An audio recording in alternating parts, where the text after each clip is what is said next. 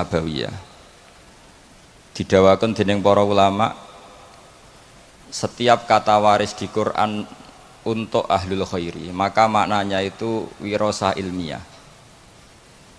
Misalipun wonten ayat wa waritha Sulaiman Dawud wa qala ya ayuhan nasu 'allimna mantiqat thairi wa utina min kulli syai'. Sulaiman mewarisi Dawud, maknanya fil ilm. Begitu juga ketika Nabi Zakaria donga fahabli min ladunka waliya yarithuni wa yarithu min ali Yaqub. Saya kasih turunan ya Allah yang bisa mewarisi saya dan mewarisi keluarga besar Yakub. Fil ilmi, dalam urusan ilmu. Sehingga kula sangat berharap dan insya Allah mesti kabul zuriyah saking umumipun Mbah Sambu, khususipun saking Mbah Dawi. Sedanten maris saking Mbah Dawi itu fil ilmi.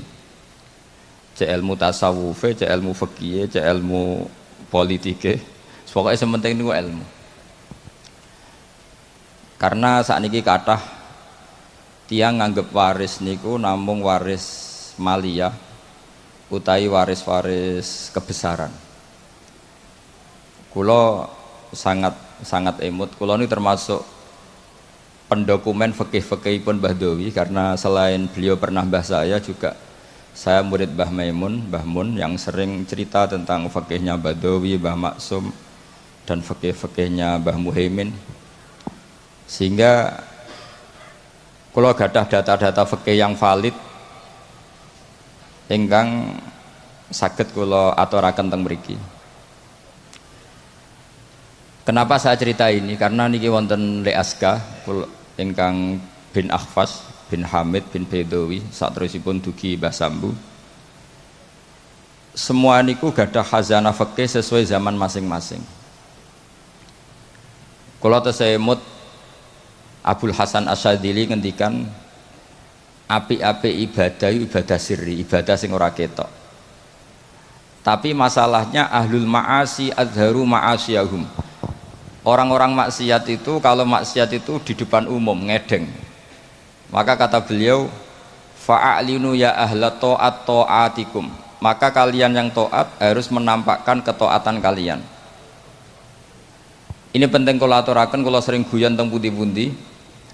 Kalau banyak TKI ke Jepang, ke Korea atau ke Taiwan, itu mereka tahu penyalurnya karena ditulis. Penyalur tenaga kerja ke Korea, ke Jepang, ke Taiwan, dan mereka berbondong-bondong ke sana.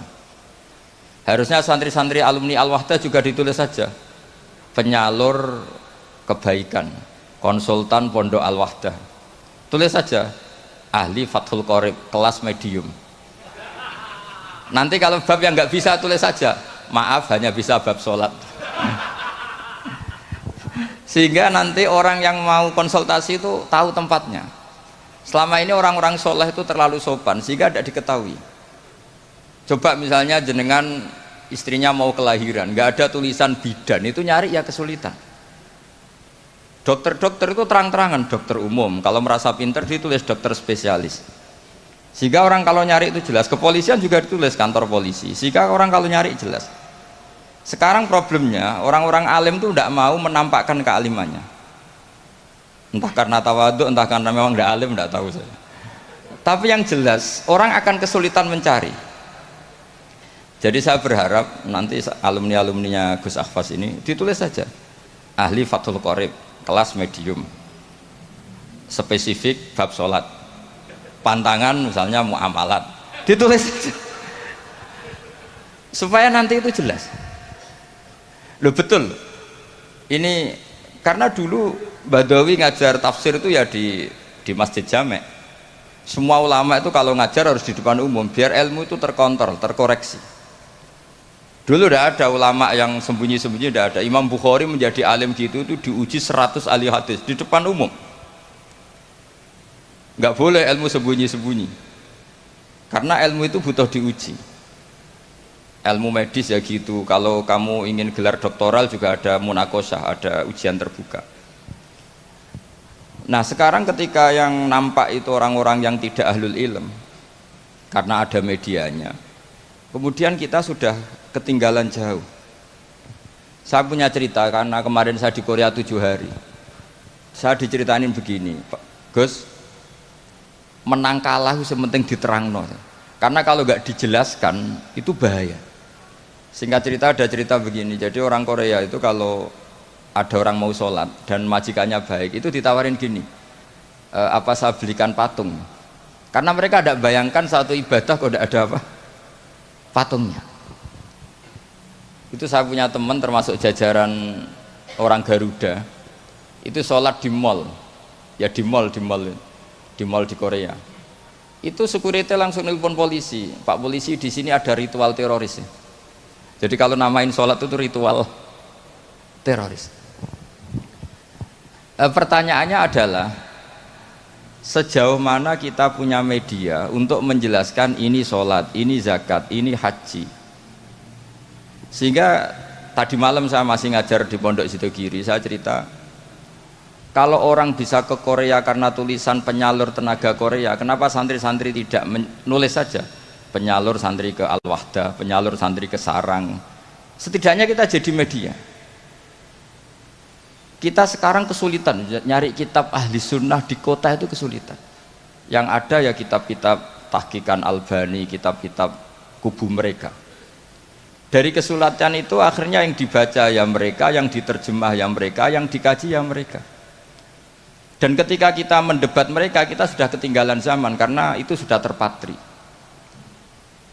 Misalnya masalah tahlilan, itu mereka kalau nulis begini, enak ya jadi GNU. Ada orang mati, datang, makan-makan, rokokan, pulang dapat sangu. Sehingga image-nya GNU itu buruk. Jadi biasanya yang bisa balas ya yang sama-sama cangkem elek. Makanya saya ini pendukung gerakan cangkem elek, tapi jangan yang kiai-kiai yang gitu, biar yang mereka saja. Terus mereka yang jawab nulis, kamu rela ibu kamu, mbah kamu mati terus dibuang kayak kucing, nggak ada yang doain. Karena di debat pakai logika sudah tidak bisa. Kemarin saya kedatangan tamu dari Jakarta cerita, salaman habis sholat itu ada dalilnya enggak? Itu debat di Jakarta nggak pernah menang dia, pakai logika sehat nggak pernah menang. Akhirnya bisa menang karena apa? Teman saya bilang gini, kamu setelah sholat boleh nggak ke kamar mandi, kencing atau berak? Boleh. Nyalain HP boleh nggak? Boleh. Berarti yang nggak boleh itu ingat Allah. Kan lucu kan, habis sholat wiridan ingat Allah nggak boleh, tapi nyalain HP boleh, ke kamar mandi boleh.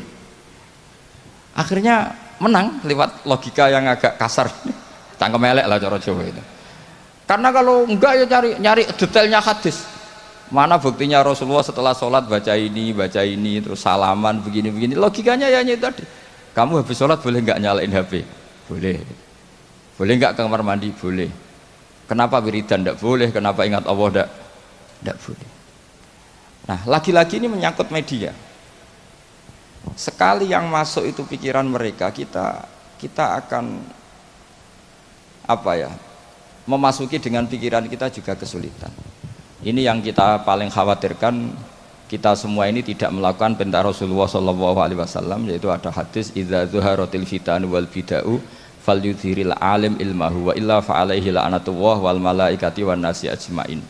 Ketika bid'ah sudah banyak, sudah sangat-sangat muncul, maka semua orang alim harus menampakkan kealimannya. Kalau tidak maka kena laknatullah wal malaikati wan nasi ajmain. Karena tadi coba konsultan apa saja di kota itu ada, yang belum ada itu konsultan Fathul Qorib. Sampai cari di kota apa, mulai tukang gigi, dokter gigi, apa saja ada, kecuali tulisan konsultan Fathul Qorib. Jadi harusnya ditulis saja konsultan Mizan Kubro. Kalau alumni Al-Wahdah konsultan fikihnya Mbah Bedowi, konsultan Thariqah Syadiliyah. Menurut saya itu bagus. Setidaknya orang yang seneng itu mau tanya, yang hasut neliti, nggak masalah. Saya yang dikatakan orang alim seneng itu bukan karena apa-apa. Yang seneng ingin niru alim, yang hasut takjak kompetisi. Ben seru. Sehingga dua-duanya baik menurut saya. Karena tadi yang seneng biar niru, yang hasut dijak nopo kompetisi. Tak suruh baca di depan saya. Ini penting saya utarakan karena sekarang itu Masya Allah betul. Saya termasuk orang yang apa ya, bangga dengan tradisi lasem. Karena hubungan dzurriyyah tadi, dzurriyyatan ba'duha min ba'd itu kental sekali. Kenapa saya bangga? Karena Mbah Mun juga gitu. Mbah Mun tuh bangga betul dengan mbah-mbahnya, dengan leluhurnya. Saya pernah ditanya sama seorang alim, Gus, apa dalilnya orang tasyarruf bisyarofil ansab? Orang bangga dengan nasabnya. Saya bilang, ayatnya adalah wattaba'tu millata abai Ibrahim wa Ishaq wa Yaqub. Nabi Yakub, Nabi Ibrahim, Nabi Ishak itu adalah leluhurnya Nabi Yusuf. Sebetulnya beragama Islam itu ya berdasar agama Islam itu agama yang benar. Tapi kata Nabi Yusuf, wattaba'tu millata abai, saya mengikuti cara beragama mbah-mbah saya. Yaitu beliau menghitung mulai Ibrahim, Ishak, Yakub. Karena Yusuf bin Yakub bin Ishak bin Ibrahim. Nah, kenapa niru agama ini harus ada masternya? Saya ngaji di Jogja, padahal Jogja itu kota yang jarang menerima wasilah. Saya bilang begini, saya masih ingat betul dawuh Mbah Mun itu. Pangeran itu ora mangan ra ngombe. Pangeran itu la yakul wala yasrob wala yanam dan seterusnya. Sehingga kebaikan itu tidak bisa niru Allah, karena Allah ini qadim, Allah itu enggak tertirukan, karena Allah itu mukhalafatul hawadis. Yang bisa ditiru, itu ya makhluk. Sehingga Allah dawuh ihdinas siratal mustaqim, bukan sirotoka tapi siratal ladzina an'amta alaihim, jalannya mereka yang telah engkau beri nikmat. Jadi kita niru Mbah Hamid, niru Mbah Bedowi, niru Mbah Abdul Aziz, sampai Mbah Sambu, sampai Syarif Hidayatullah, sampai Sunan Bonang dan seterusnya. Nah, tapi orang-orang kota itu maunya itu ibadah sendiri, baca hadis terus membayangkan maknanya demikian, dipraktekkan tanpa guru. Makanya kemarin ada rame-rame masalah milkul yamin, itu korban belajar tanpa apa? Guru. Nah, mereka itu sebetulnya orang-orang yang masih kosong. Ketika kita bilang dalilnya pakai guru, ya Fatihah itu ihdinas siratal mustaqim siratal ladzina an'amta alaihim, jalannya mereka yang telah engkau beri nikmat. Nah, karena kalimatnya adalah an'amta, yang telah engkau, maka kemungkinan terbaik memang niru orang yang sudah meninggal, karena terbukti husnul khotimah, tidak terkontaminasi macam-macam. Tapi kalau niru yang masih hidup itu kan nggak ada jaminan nanti stabil, enggak, karena ya manusia itu harus setelah terkenal terus setelah punya jabatan mungkin agak-agak rubah ya macam-macam. Jadi ini penting saya utarakan, sehingga sebetulnya Islam kota, saya ini merasakan dakwah di Islam kota itu ketika kita punya dalil, ya tadi dalilnya wasilah apa, dalilnya mengikuti guru apa. Sementara ini kan santri-santri hanya punya dalil mengikuti guru, dalilnya taklim muta'alim. Mereka dari awal anti taklim muta'alim, mereka tidak respect karena mereka orang-orang yang ya agak-agak liberal. Tapi ketika saya jelaskan dalilnya ikut guru sampai sanad ila Rasulillah adalah apa? Ihdinas siratal mustaqim siratal ladzina an'amta alaihim, mengikuti jalan mereka yang telah engkau beri nikmat. Mereka menerima. Karena tidak mungkin kita niru cara makannya Allah. Allah tidak makan. Kita niru guru-guru kita bahwa makan niatnya at-taqawi alal ibadah, niat supaya kuat ibadah. Kita nikah, niru para nikahnya orang soleh supaya ditaksiri ummati Muhammadin sallallahu alaihi wasallam, untuk memperbanyak umatnya Rasulullah sehingga banyak orang alim. Coba zuriyahnya Bahdawi saja berapa yang alim, ada Gus Naji, ada macam-macam. Zuriyahnya Mbah Umar, ada Pak Hamid Pasuruan, macam-macam. Sehingga kita nikah ngikuti ulama-ulama dulu. Ini murni litaksiri ummati Rasulillah, litaksiri sajidin, litaksiri roki'in, litaksiri da'ina ilallah. Sehingga kita ngikuti. Makanya terus kita ekstrim sekali punya kaidah man ta'allama bila syaihin fasayhuhu setan. Orang belajar tanpa guru, gurunya setan. Dan sekarang terbukti banyak penulisan-penulisan yang nggak karu-karuan, karena pasti usul-usulnya itu ngaji tanpa guru. Makanya dulu Mbah Hamid Bedowi itu masyhur, semoga ini nggak ditiru Gus Akhfas, ini kebaikan tapi nggak perlu ditiru, karena zaman era itu memang masih lazim kalau ada orang kuliah kok tentang keislaman itu kata Pak Hamid, ji anak sekolah ning ndi teng ITB bah, ya sadok ning ITB paling otak-atik sekrup, tapi nak ning kono otak-atik agama. Jadi beliau itu lucu. Jadi kalau orang nasional itu malah beliau seneng kalau kuliah di listrik, di mesin, karena yang diotak-atik hanya skrup gitu. Tapi kalau orang-orang kebanyakan kok kuliah di yang berbau agama itu nggak boleh, karena takut yang diotak-atik itu agama. Itu menurut saya satu kearifan, tapi Gus Hafaz jangan niru itu, nanti orang banyak salah paham karena eranya berbeda. Tapi itu menurut saya itu satu kearifan, betapa arifnya guru-guru kita, mbah-mbah kita. Agama ini satu kebaikan, tapi tetap saja yang ngelola harus orang-orang yang kredibel. Kalau ndak ya ndak karu-karuan. Saya ini termasuk tim tafsir. Itu paling kesulitan itu nafsirkan ayat-ayat yang menjadi jargon mereka, karena secara zahir maknanya itu menguntungkan mereka. Saya ulang lagi, karena secara zahir itu maknanya menguntungkan mereka.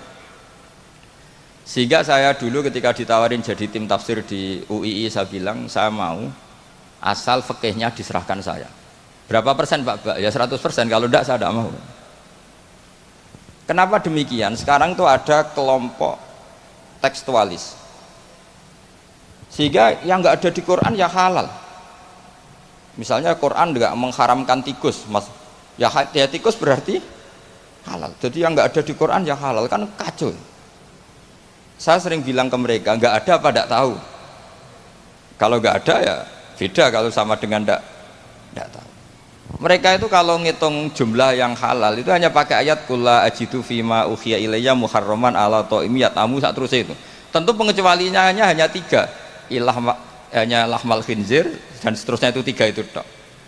Tapi mereka tidak hafal bahwa di antara aturan umum Quran itu adalah wa yuharrimu alaihimul khobais, dan di antara ciri utama Rasulullah Muhammad adalah mengharamkan semua yang menjijikkan. Jadi tikus itu kira-kira kamu jijik enggak, kotoran manusia jijik enggak, kencing manusia itu jijik enggak, ini sesuatu yang pasti haram karena termasuk apa? Al khobais. Terus begini contoh dalam fikih lagi. Ini contoh terakhir, teman tenang saja. Di sini karena saya dipesan sambil nunggu Habib Anis ini. Orang menikahi mbaknya sekaligus nikahi adiknya kan tidak boleh. Al jam'u bainal ukhtain. Jadi istri kamu pertama mbaknya sekaligus nikahi adiknya fi nikahin wahid, dalam nikah satu itu tidak boleh. Dan itu Quran hanya membicarakan itu, wa antajma'u bainal ukhtaini. Di antara yang dilarang adalah menikahi mbak sama adiknya bersamaan. Andaikan itu diterjemah bebas, maka terus nanti ada ayat di berikutnya, wa ukhilla lakum ma wara'a dzalikum, selain itu halal semua. Kan nggak kebayang misalnya orang menikahi perempuan dan budenya, orang menikahi perempuan dan mbahnya, dengan alasan itu di Quran tidak ada. Maka saya berkali-kali bilang saya mau ikut tim tafsir asal fikihnya saya. Akhirnya ya saya terjemah wa antajma'u bainal ukhtain, dan tidak boleh mengumpulkan mbak dan adiknya. Saya tambahi sendiri dalam kurung juga perempuan dan budenya, juga perempuan dan bulenya, juga perempuan dan mbahnya, atau semua perempuan yang punya hubungan mahram. Harus ditambahi seperti itu. Karena dalam ilmu balaghah wa antajma'u bainal ukhtain adalah zikrul ba'di wa iradatil kul, menyebut sebagian. Jadi contoh haram adalah mengawini mbak dan adiknya. Itu hanya contoh saja, sebetulnya termasuk mengawini perempuan dan budenya, mengawini perempuan dan buliknya, perempuan dan mbahnya. Nah, cuma pikirannya Quran kan begini, yang potensi orang syahwat itu kan mbak sama adiknya, sama-sama cantik masih muda. Kan nggak kebayang misalnya Sri itu umur 17 tahun, kamu kawini bersama mbahnya yang umur 70 tahun. Maka Quran tidak perlu melarang. Ini kalau asal orang waras kan nggak kebayang nikahin cucu dan mbahnya, sehingga Quran tidak perlu melarang itu, karena pasti orang waras itu tidak akan melakukan. Jadi yang diperingatkan tuh jangan nikahi mbak dan adiknya karena potensi sama-sama masih cantik. Tapi kalimat ini pun, ini penghormatan saya kepada Mbah Bedawi, pada keluarga ahlul ilmi, kalimat ini pun maknanya hanya seperti itu. Maka Rasulullah ketika ayat itu turun langsung ngendikan, ditambahi wala bainal mar'ati wa ammatiha wala bainal mar'ati wa kholatiha. Begitu juga nggak boleh nikahi perempuan dan buliknya, perempuan dan budinya. Terus oleh ulama fikih ditambahi lebih umum, dua perempuan yang andekan yang satu lelaki itu tidak boleh nikah, maka dua perempuan ini tidak boleh dikumpulkan tahta rajulin wahid, di bawah satu lelaki. Berarti memasukkan perempuan dan mbahnya, perempuan dan saudara rodoknya, perempuan dan saudara musoharohnya. Nah sekarang bayangkan misalnya orang hanya baca Quran, Yang haram itu hanya nikahi perempuan dan adiknya atau perempuan dan mbaknya. Wa antasma'u binal ukhtain. Tapi kalau perempuan cantik, budenya cantik, nggak apa-apa lah bersamaan, kan tidak ada di Quran. Itu bisa celaka kalau seperti itu. Dan makanya saya berharap Pondok Al-Wahdah mengkader gimana supaya semua mufassir itu faqih.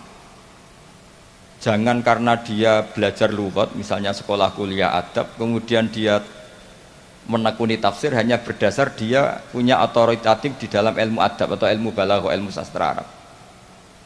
Itu bahaya betul. Makanya saya ini kampanye sebesar-besarnya supaya penafsir Quran itu syarat utamanya itu tahu fikih. Karena yang pokok dalam Quran itu fikih. Tanpa fikih itu tidak bisa. Saya punya sekian contoh. Dulu Imam Syafi'i mengatakan begini, orang yang tayamum karena nggak ada air, syaratnya itu tolabul ma', mencari-cari air. Setelah mencari-cari baru boleh tayamum kalau ternyata nggak ada air. Ketika ditanya, mat dalil ala dalik, lalu dalilnya apa? Imam Syafi'i jawab, falam tajidu ma'an. Kemudian mereka tidak menemukan air. Terus kata beliau, la yuqalu liman lam yatlub lam yajid. Dalam bahasa tidak mungkin orang yang tidak pernah mencari kemudian dikatakan tidak menemukan. Di mana-mana tidak menemukan itu setelah mencari. Jadi semudah itu kalau orang alim menafsirkan Quran. La yuqalu liman lam yatlub lam yajid. Enggak mungkin orang yang enggak pernah nyari kemudian dikatakan tidak menemukan. Maka syarat tayamum li faqdil ma, tayamum karena enggak ada air, syaratnya pertama adalah mencari-cari air. Baru setelah enggak ketemu boleh tayamum. Idz la yuqalu liman lam yatlub lam yajid. Karena enggak mungkin secara bahasa kalau bagi yang enggak mencari dikatakan lam yajid. Masya Allah wa sallam Habib Anis. Jadi ini sesuai perjanjian karena sambil nunggu Habib Anis, jadi ini saya tambahin paling 5 menit lagi. Monggo ahlan wa sahlan. Jadi saya mohon sekali sama muhibbin-muhibbinya Mbah Dowi, Mbah Hamid, Gus Akhwas, Gus Zaki, tolonglah maklumatkan bahwa kalian semua adalah hamalatul wahyi, warasatun nubuwah. Sehingga ini penting sekali karena tanpa itu tidak diketahui. Diketahui itu penting sekali. Enggak apa-apa, sampai tulis saja alumni-alumni Al-Wahdah, konsultan Fathul Qorib. Tulis saja. Misalnya kalau di Plang Malu, ya tulis di WA atau di status ahli Fathul Qorib. Nanti yang seneng ya ngaji, yang hasud bully, enggak apa-apa. Yang penting menjadi maklum bahwa kitab ini masih hidup, pecintanya masih banyak.